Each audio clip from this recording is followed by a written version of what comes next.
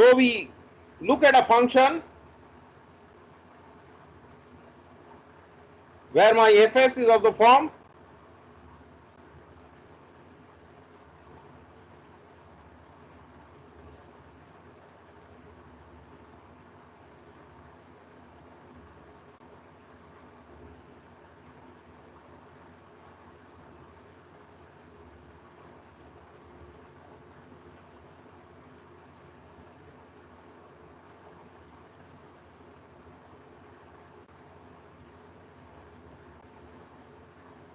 and this will,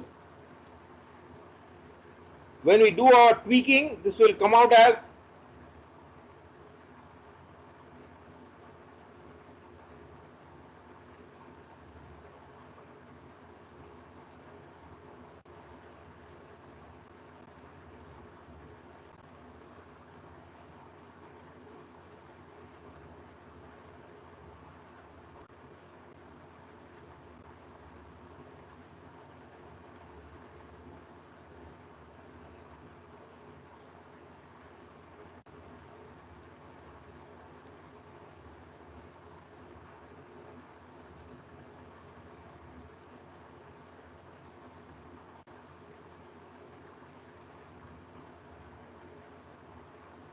this is we are dealing with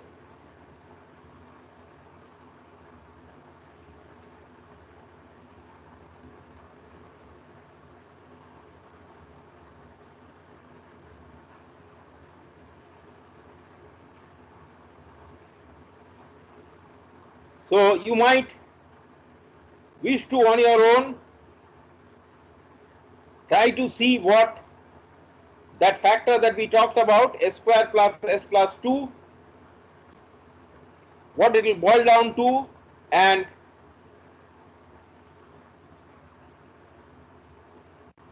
find your damping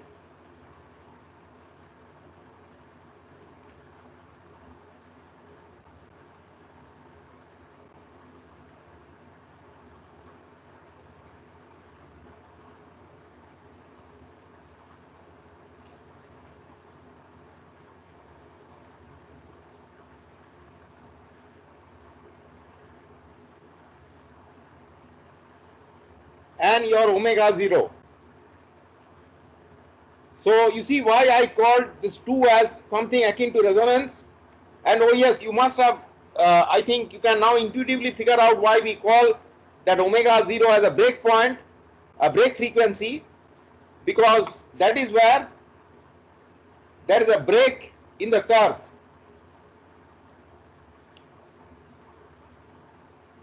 So if you now look at the magnitude part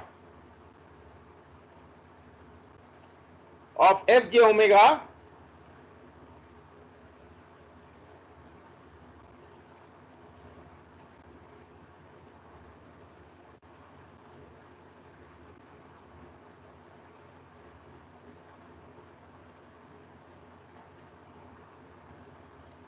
this will be j omega by omega 0 square plus 2 xi j omega by omega 0 plus 1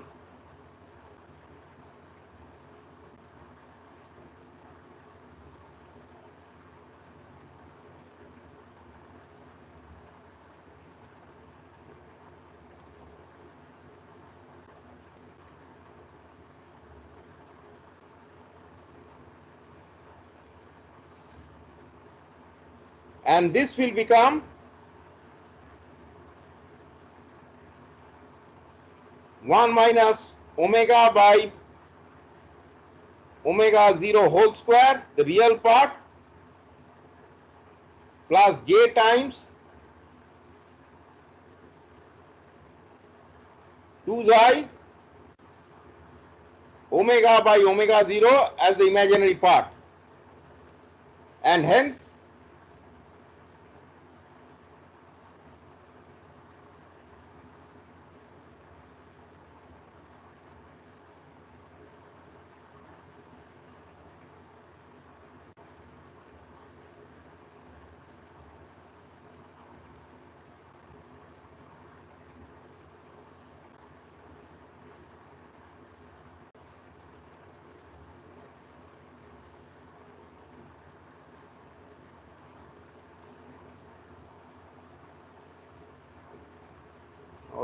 maybe I can fit it here. Yeah. So if I express this in decibels,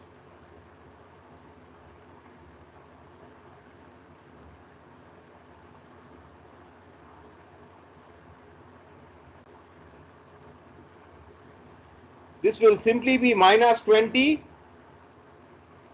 log to the base 10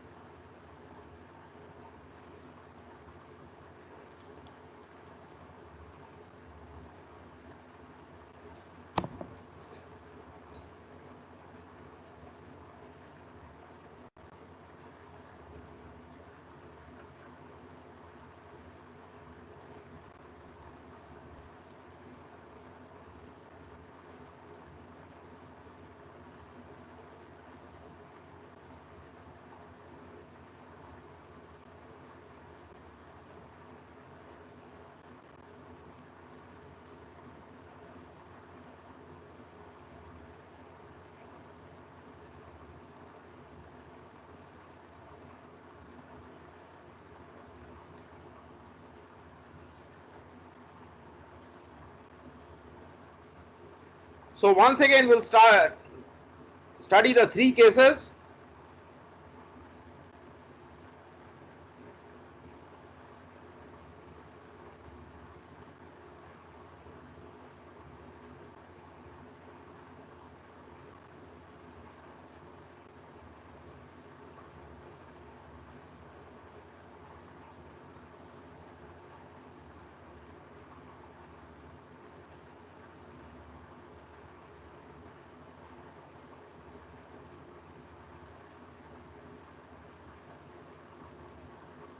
So if we put our omega equal to 0,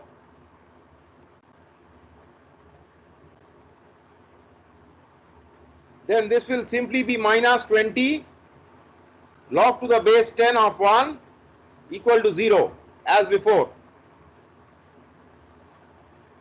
for that real pole.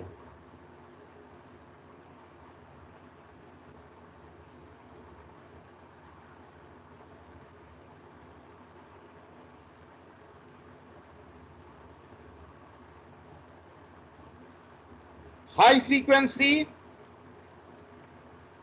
if we ignore even the linear terms,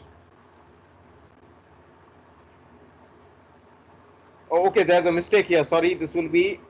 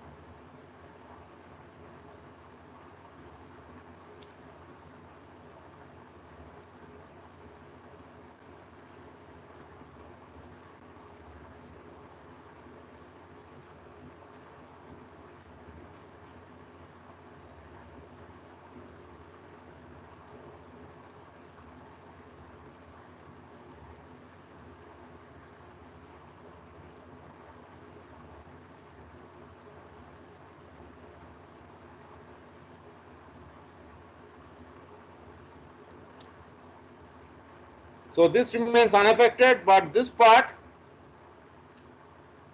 um, we will retain only the highest order term, and therefore we will be left with only the to the power 4 omega by omega 0 to the power 4, and if we take that out,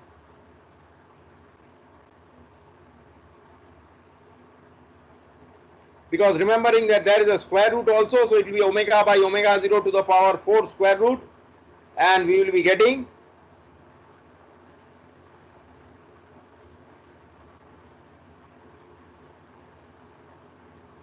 fj omega in decibels will become equal to minus 20 log to the base 10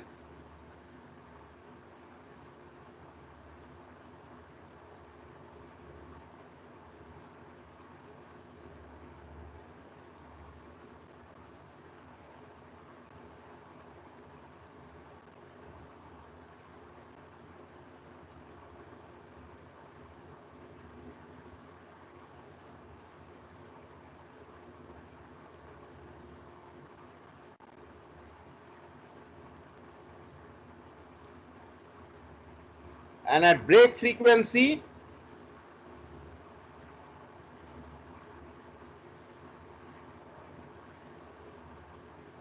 it's kind of undecided. We'll have 20 minus 20 log 10. Because of the xi factor, we won't get a clear idea. So it will be 1 minus 1, 0, and this will be minus 20 log 10.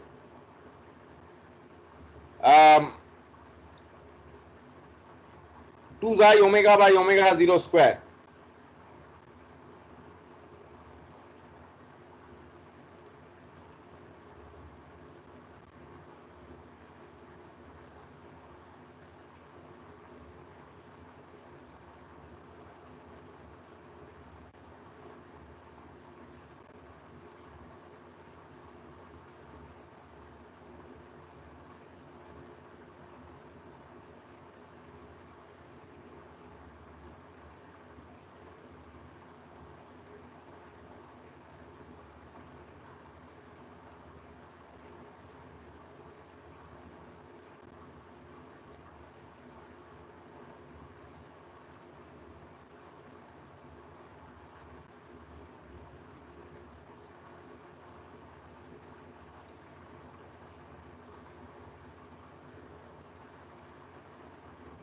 So that square will go right. Uh, this will be square, yeah, under root, so that will go. Yes, sorry about that. So this is going to go. So right, you are right. So this will be coming out as, yeah, so this is what we will be having. So here when we draw the plot, what we'll see is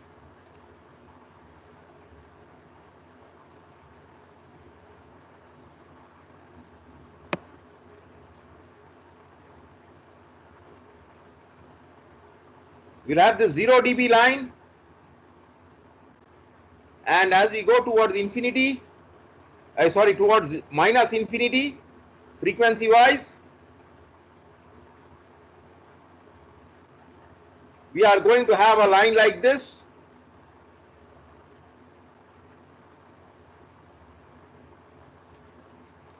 and what we do is, in most of the cases, because we deal with fairly damped systems, we apply a trick.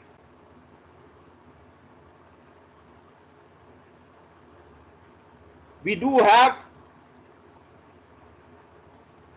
this point at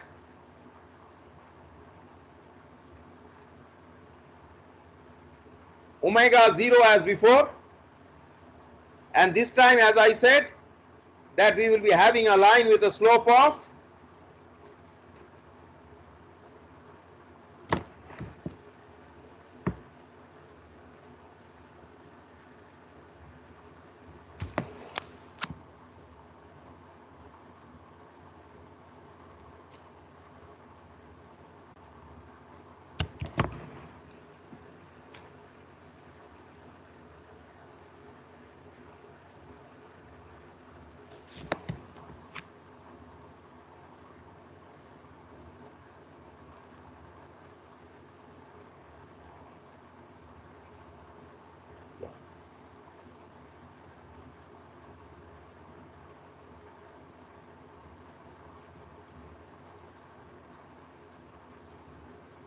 minus 40 dB per decade,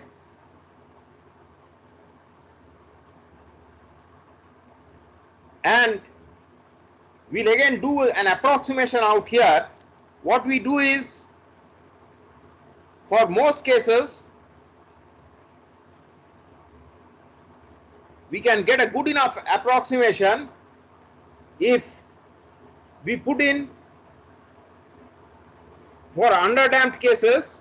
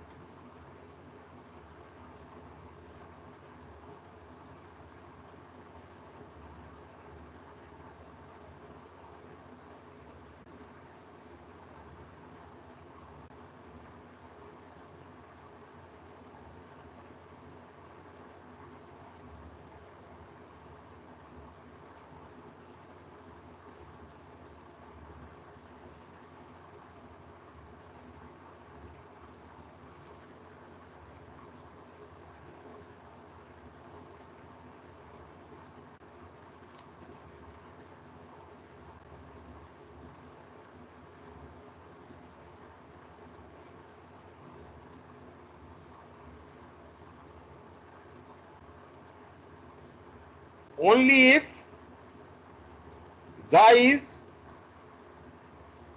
less than 0.5. Otherwise, we simply avoid drawing that.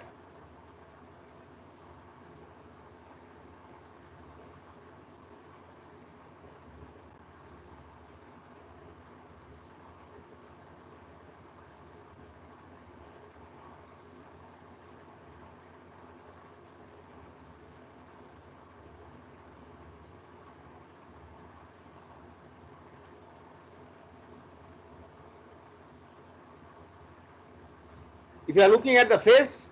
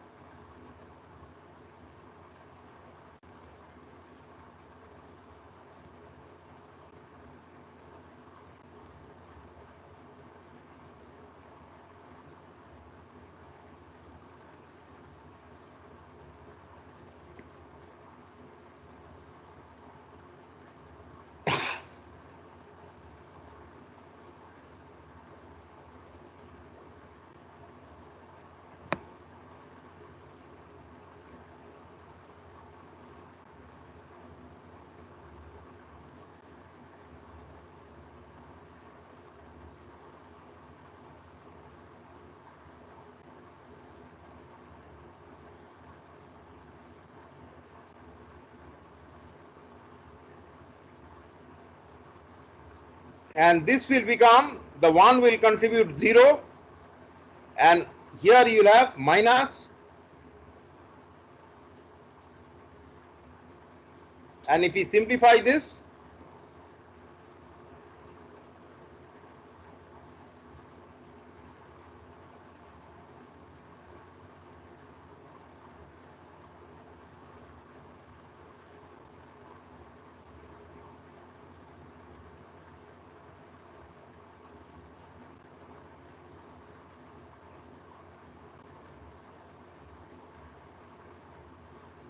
so this will become tan inverse.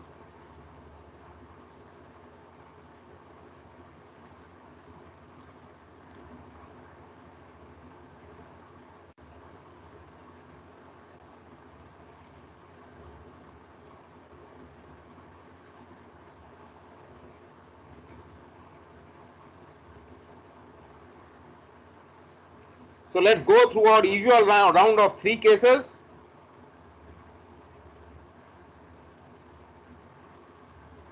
Omega much less than omega 0. Sir, will the minus not come into the Yeah, sorry. term? Right. It definitely will.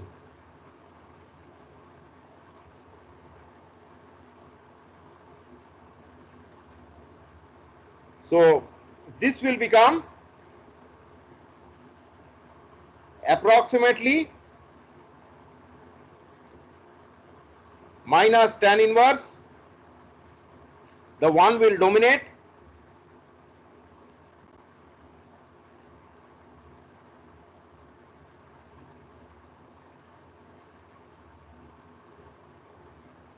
and because omega is equal to 0, this will further become equal to simply 0 degrees. Second case, omega much greater than this omega 0.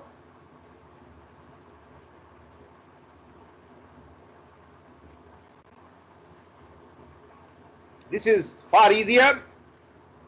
It is infinity by minus infinity square.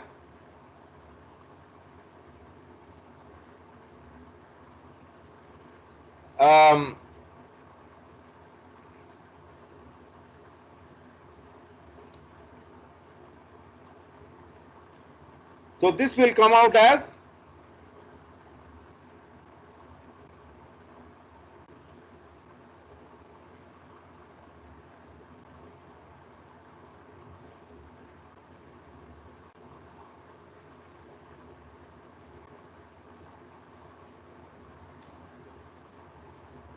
0,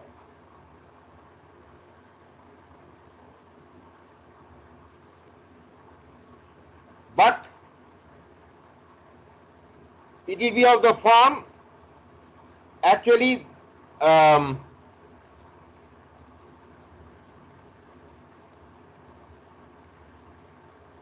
0 by minus infinity. So to take into account the fact that in this case, as compared to the earlier part, we are going to have a negative denominator, therefore this won't come out to be equal to 0 degrees as we have done here, but this will actually be equal to minus 180 degrees. This comes from the consideration of, if you do the simplification in stages, or alternatively, if you take the reciprocal and consider, what would you do? So that is why we are going to get minus 180 degrees out here, and this 180 degree stuff is significant when it comes to stability. Omega is equal to omega 0. This is the last part, and this is again easy to understand. This will be 0 by infinity. 0. This will be a 1 by 0 case, and this will therefore be equal to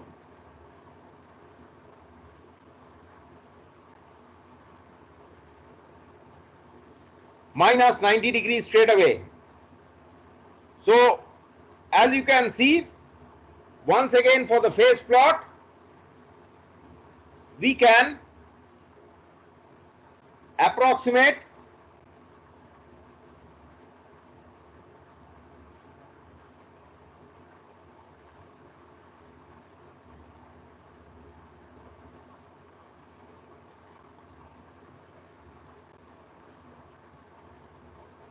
this is minus 90 degrees, this is minus 180 degrees, and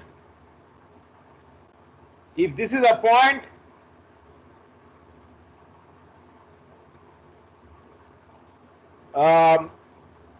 corresponding to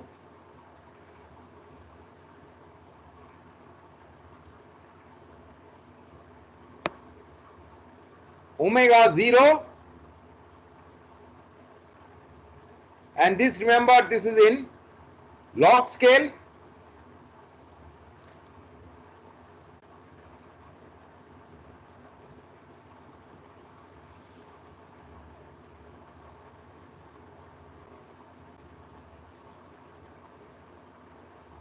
So we will have our stuff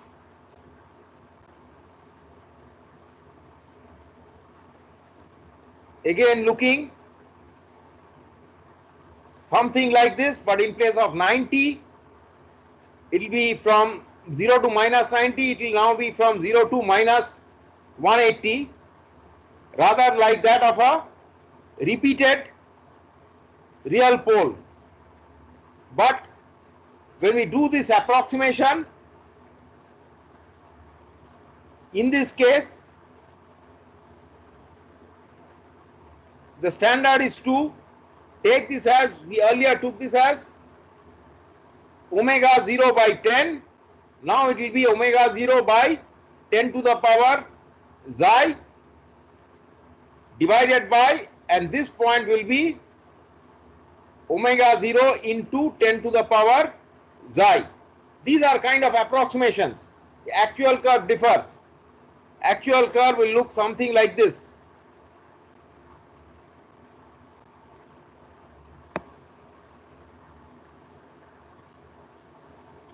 So I won't go into the discussion of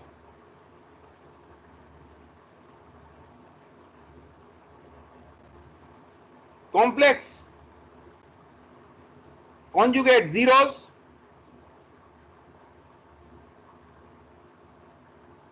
Plots will reverse.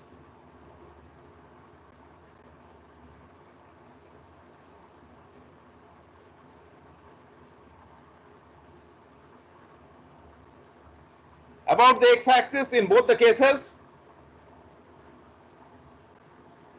Rather, we'll just look quickly at what happens when you have a pole at the origin.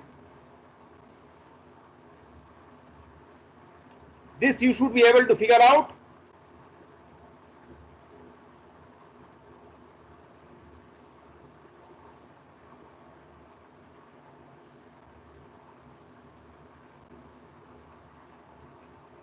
In this case, your Hj omega is going to look like this: 1 by j omega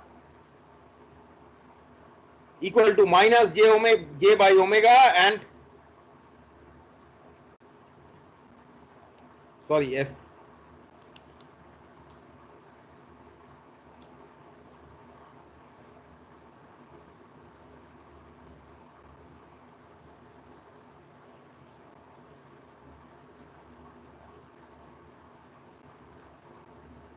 Will be equal to 1 by omega, and your phase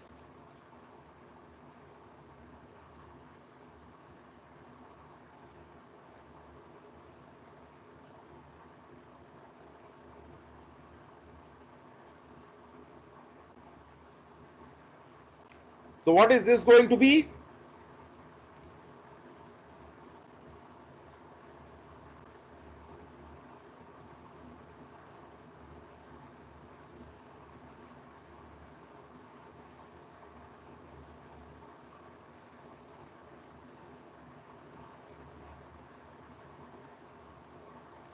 Minus 20 decibels per decade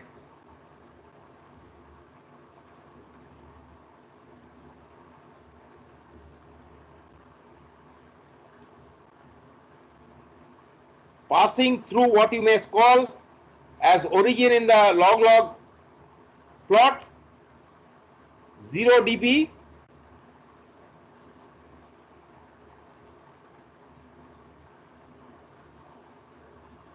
one radians per second.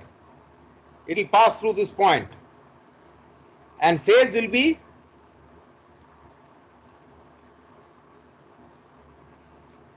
a horizontal line. So the same thing will happen with, inverse thing will happen with the 0. In that case, your it will be a line of slope 20 dB per decade passing through 0 dB 1 radians per second, and it will be a horizontal line at plus 90 degrees. Now what do we get from all this? What is the advantage?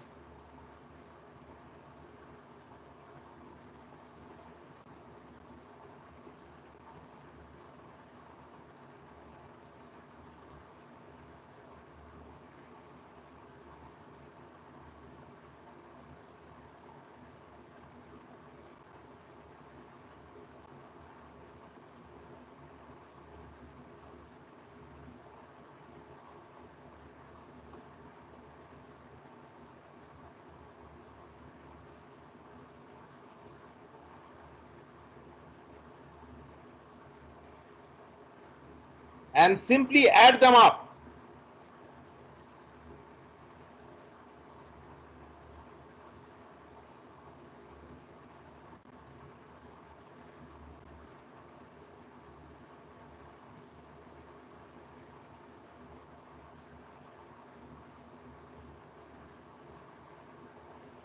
Because for magnitude,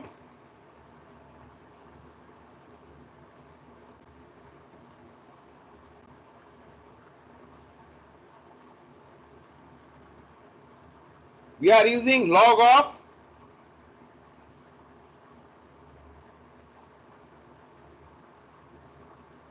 magnitude.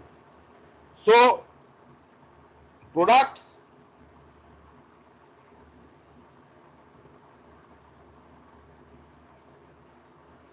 become sums. That is actually the reason, I mean, like when we didn't have computers for generating these plots, just by writing a few lines of script and pressing enter, then this was a very convenient way of doing things. But still, apart from historical reasons, you'll once again see that if you see an actual plot, let me just try to illustrate what I'm.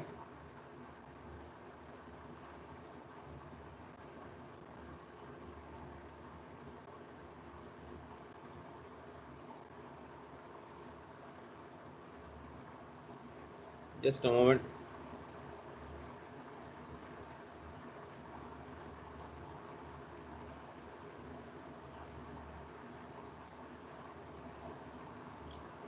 See, the function that we started off with,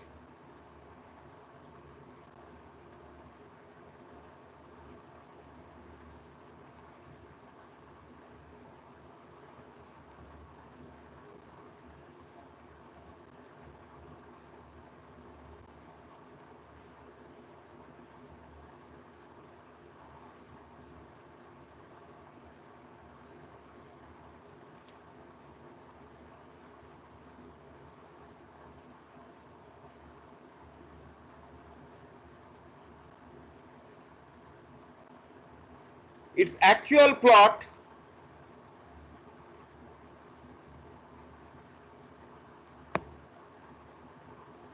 this is how it looks like.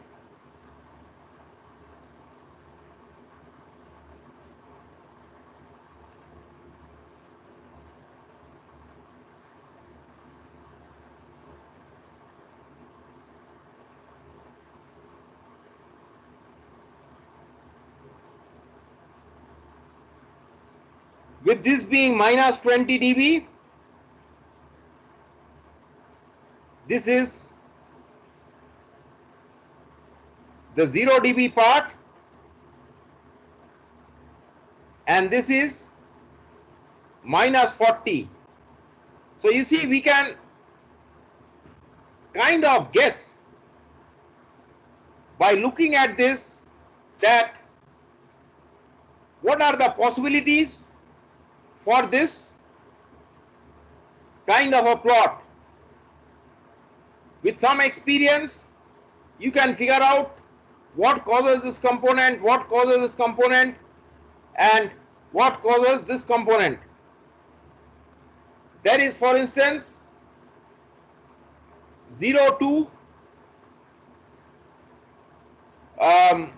this slope. You will find that this is 10 dB per decade, so this is a kind of indicative of a factor like this. Then if you see a greater slope without any kinks, then you can make out, see, these two, when they are multiplied together, there will be, although the overall effect will be a higher slope, but there will be kinks showing up. Smooth kinks, but kinks will show up, indicating that two factors are getting multiplied. Whereas when you have a complex conjugate pair of zeros or roots, you will see a very clear line without kinks at 40 dB per decade. Or what will effectively happen is that every zone of your plot, there will be certain zones where you will see a change in slope, and that will clearly indicate where do you stand. The other important factor is this minus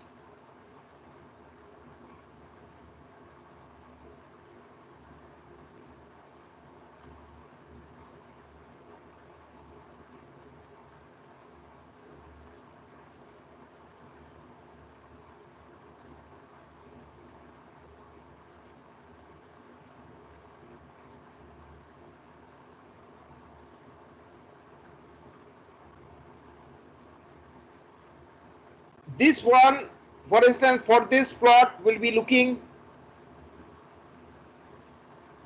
something like this. It's asymptotic to minus 90 degrees.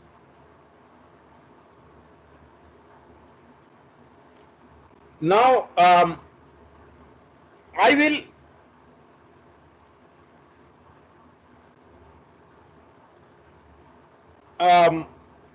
talk about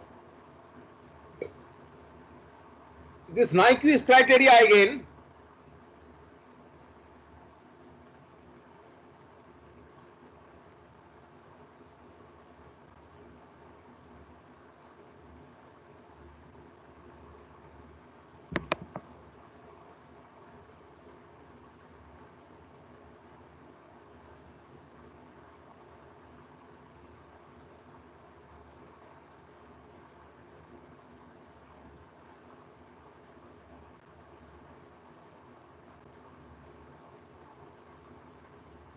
and this time I'll simplify.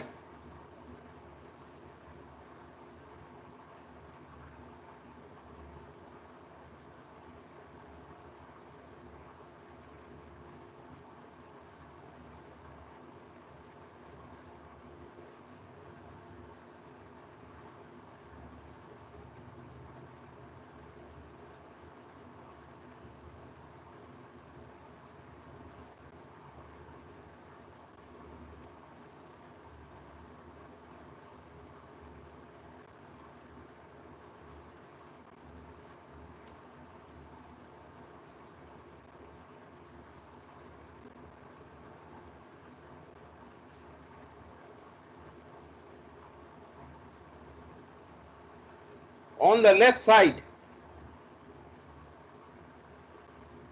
in counterclockwise direction.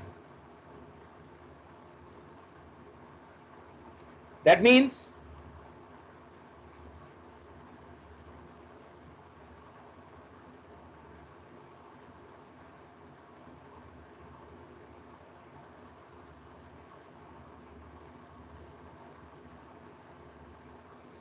this, we call this as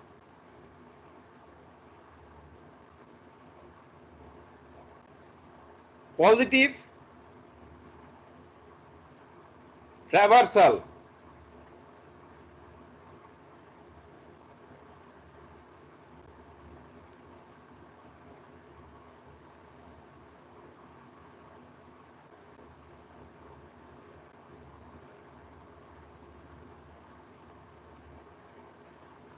This is, I mean, like I'm talking of normal usual systems that we'll encounter in real life where you don't have, instability to start off with. And so you won't have poles of the closed loop system, poles of the open loop system on the real life, on the right hand side to start off with.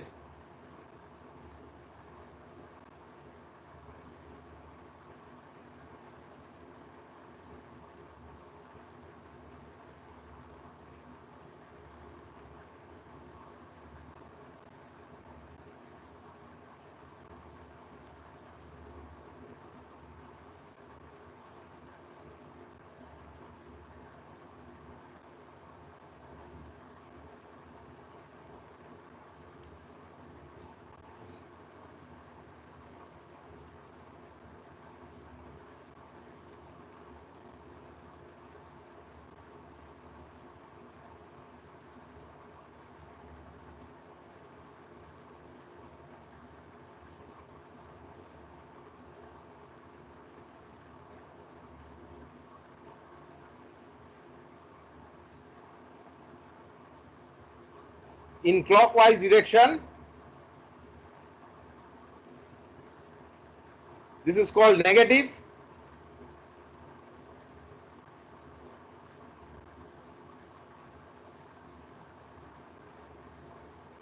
traversal.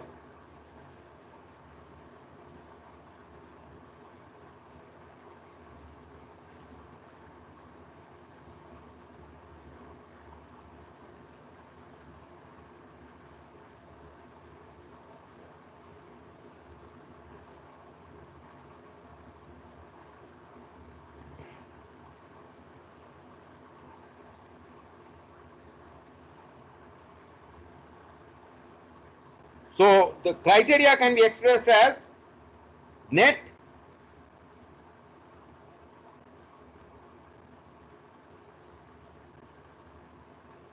positive traversal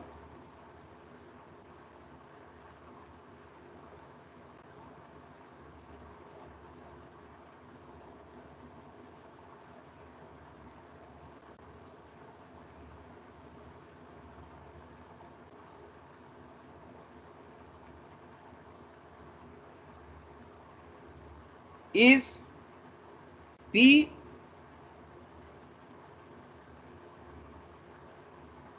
for omega varying from minus infinity to plus infinity. That is both sides of the Nyquist plot. And hence P by 2 for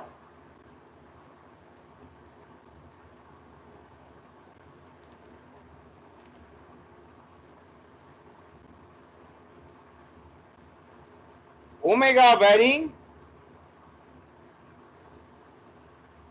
from 0 to infinity. This is because of the symmetry of the Nyquist plot, where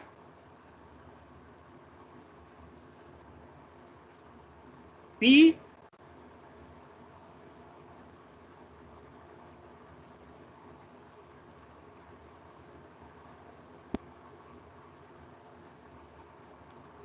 equal to number of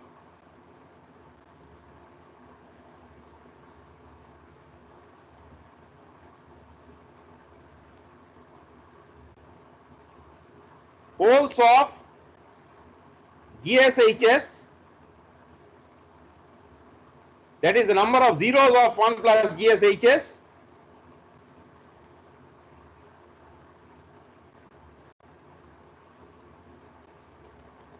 on right hand plane.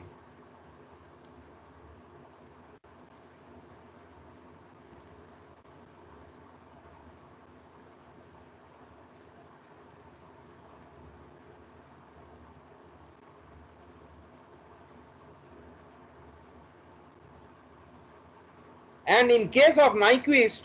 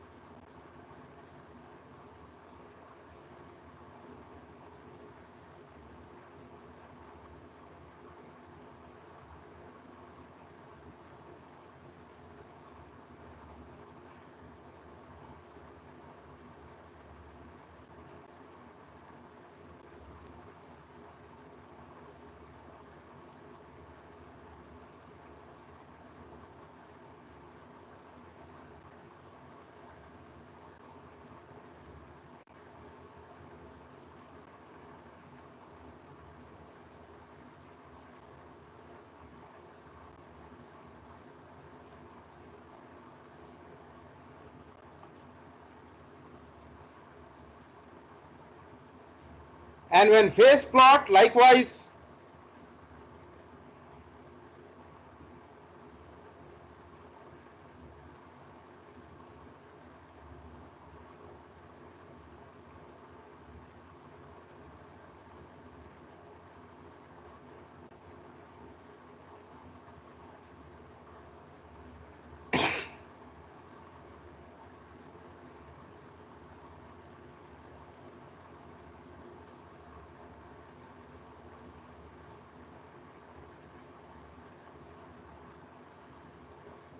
so now you can apply, if you follow these definitions, then when you get the Bode plot, the phase plot of the Bode plot, you can use that to get to check whether your Nyquist criteria is satisfied or not.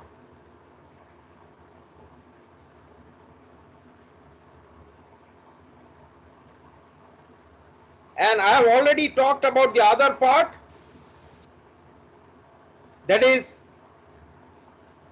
how the gain margin and the phase margin, they correspond to the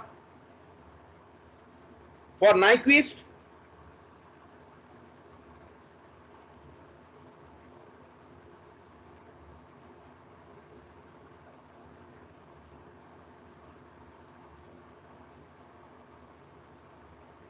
if say this is your Nyquist plot, this is -1 point and this is the circle of -1.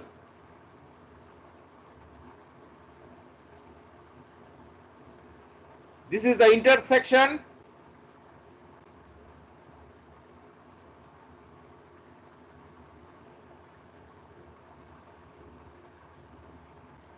Then this is 1 by kg, where kg is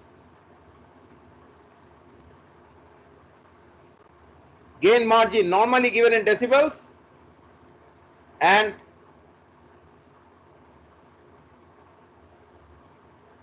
if this angle is phi,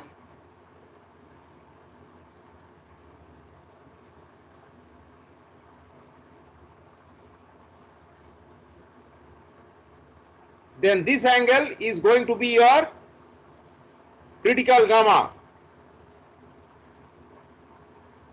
In your Bode plot, this is the magnitude part,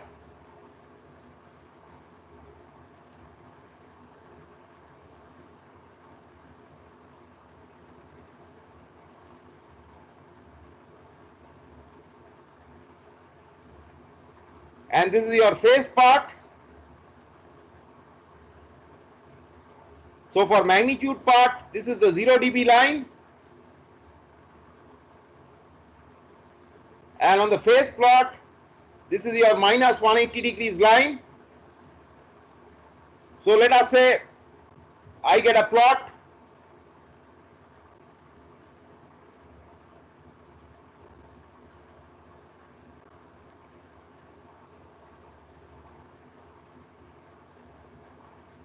crossing like this here,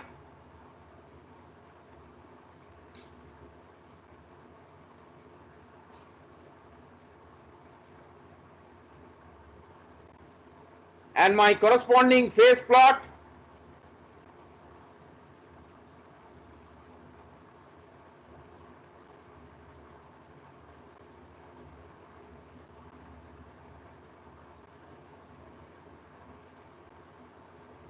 looks like this.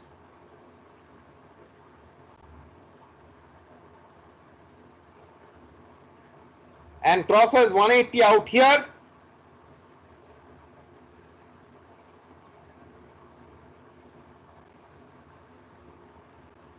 In that case,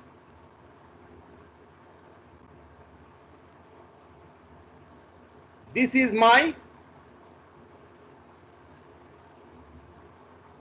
measure of gain margin. The number of this magnitude in 20 log dB, that is your gain margin in dB, and your phase margin